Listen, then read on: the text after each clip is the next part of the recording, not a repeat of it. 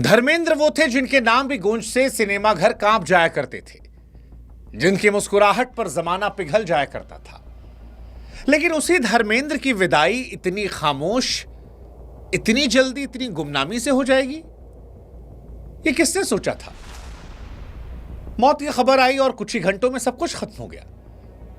ना अंतिम यात्रा निकली, ना फूलों की बारिश हुई, ना फैंस की आंखों का सैलाब दिखाई पड़ा, न वो हजारों आवाजें जो धर्मेंद्र के लिए किसी हद तक जाने को तैयार थी। सवाल सिर्फ इतना नहीं है कि संस्कार इतनी जल्दी क्यों हुआ।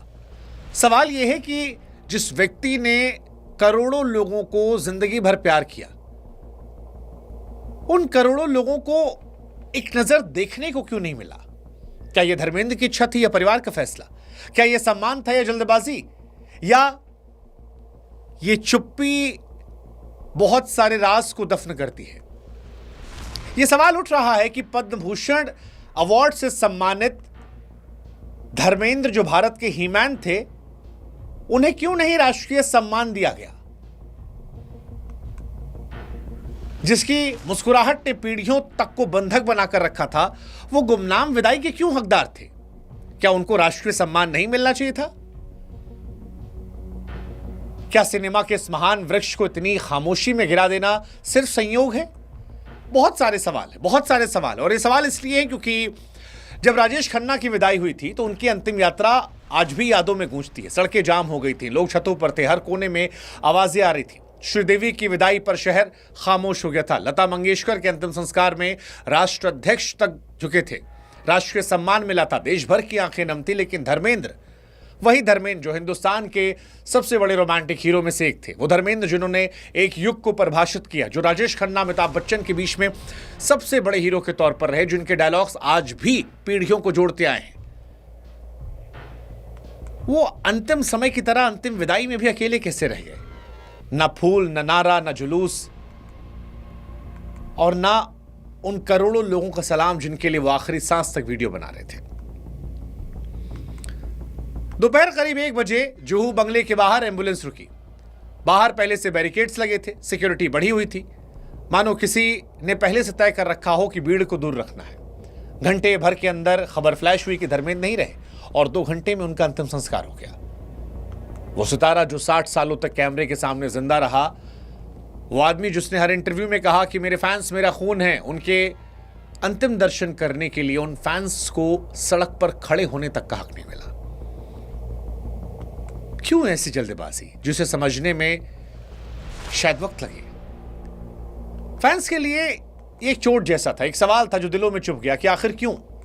धर्मेंद्र खुद भी तो कहते थे कि मैं फैंस का आदमी हूं, मैं मर भी जाऊं तो भी उन्हें पता चलना चाहिए कि मैं गया हूं। मैं चाहता हूं कि मेरे जाने के बाद भी मेरी फिल्में बोलती रहें।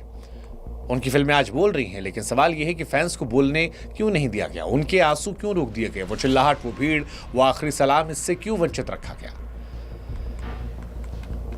फैंस सवाल पूछ रहे हैं, क्या ये सिर्फ निजता का है या इससे आगे कुछ कहानी है? कई फैंस ने कहा कि हम 50 सालों से देख रहे हैं, शोले में हम रोए थे, अब वो गए हैं, हम फिर रो रहे हैं। कई ऐसे हैं जो कह रहे हैं कि भाई धर्मेंद्र को हमने देखा था, जिया था, जिंदगी में बसाया था, लेकिन एक झलक नसीब नहीं हुई। धर्मेंद्र की आखिरी रील्स भी सोशल मीडिया पर घूम रही हैं, जहां वो कहते हैं, दोस्तों सब कुछ पाकर भी हासिल जिंदगी कुछ भी नहीं, कम बखत जान क्यों जाती है जाते हुए, लव यू ऑल। एक और रील है जहां वो मुस्कुरा कहते हैं कि जीते रहो, खुश रहो, जितना प्यार दे रहे हो मैं भी जी जान से प्यार देता हूं।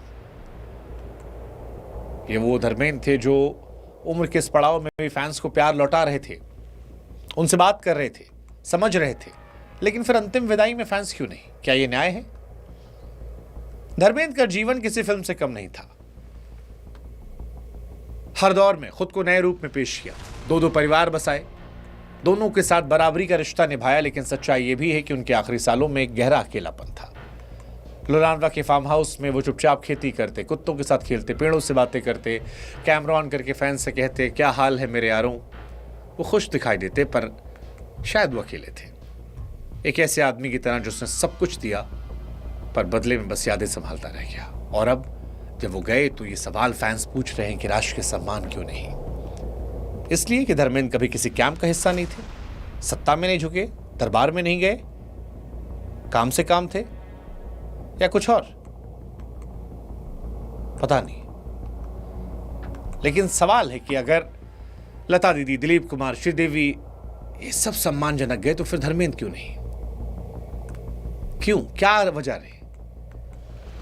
क्या वजह रही कि इस महान कहानी क्लाइमेक्स अचानक अधूरा रह गया? जिस हीरो की फिल्म का अंत हमेशा जोश, मुस्कुराहट, तालियों से था, उसकी जिंदगी का अंत सन्नाटे में।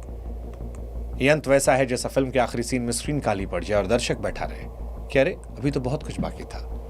परिवार गम में है, समझ में आता है, बॉलीवुड सदमे में है, ये भी ठीक है, लेकिन फैंस भी चोटिल है, मन में चोट लगी है, क्योंकि ही मैन का सफर बिना उनकी आंखों के सामने, बिना उनकी आवाज के, बिना आखिरी सलाम के खत्म कर दिया गया। वो लोग जिन्होंने धर्मेंद्र को बनाया, उन्हें ही धर्मेंद्र का दर्शन नहीं दिया। और ये सवाल उठ रहा है कि कहानी क्या खत्म हो गई? सम्मान किसका, हक किसका, विदाई किसकी, फैंस का अधिकार क्या होता है? सबसे बड़ा ये कि क्या हमारे सितारे जाते आते भी अकेले रह जाते हैं? धर्मेंद्र तो चले गए, पर उनके जाने का दर्द अभी जाना नहीं है। लाखों दिलों में एक ही बात गूंज रही है, लव यू धर्म जी, जहां हो खुश रहिए।